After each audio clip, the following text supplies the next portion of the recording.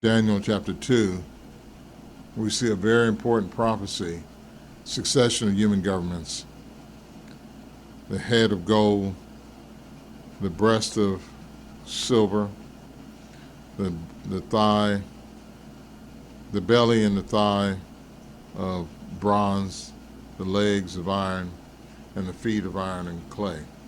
Each represents a kingdom, and a kingdom that reaches the level of having authority over all the earth. We know that Babylon was the head of gold. We know that the breast of silver was the Medes and the Persians, the Persian Empire. The belly and thighs of copper, Greece, and the legs of iron, we know it to be Rome. Then we have the feet of iron and clay. And of course, this kingdom too would have to reach that level of having authority over all the earth. It's got that hardness of iron, but it has clay in the feet. It's mixed with humankind. In other words, humans have an effect on how this kingdom operates. In this kingdom is division and fragility. They're not sticking to one another. Who can we see that matches that? The only one that does is the United States. They're very divided, and they're very fragile. There are various parties, political parties, the main two being Republican, Democrat. So there's a division right there as far as those two parties vying against each other. Look at the debt of America. It becomes obvious that neither party has any real good qualifications to be ruling and to be in government, because they're not about doing what's right, they're about their own party. Behind the scenes is campaign contributions, money taking, various super PACs and all this type of thing, where now they can be controlled by the few by taking of monies, and so really bribes.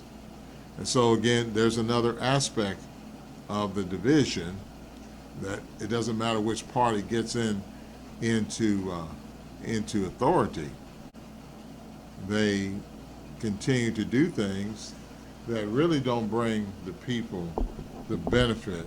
The people have control because they have the ability to vote you in and vote you out. So they have an effect on the feet.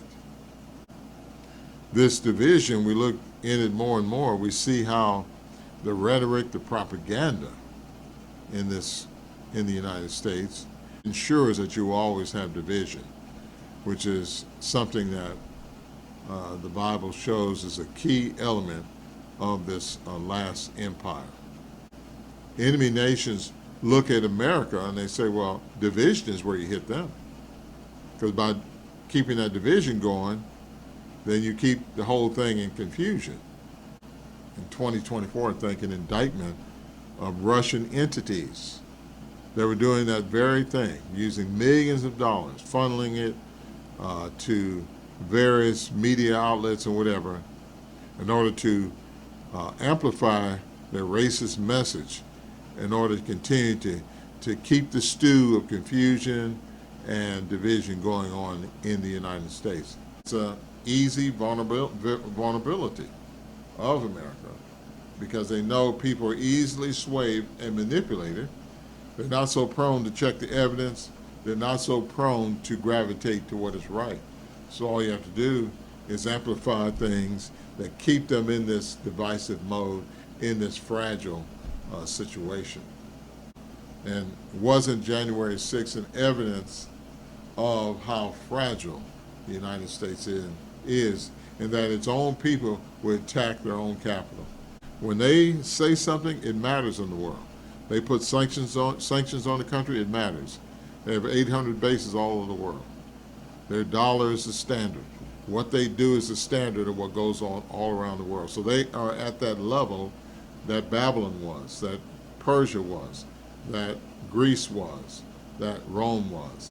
During this feat of iron and clay, Daniel 2:44 will happen.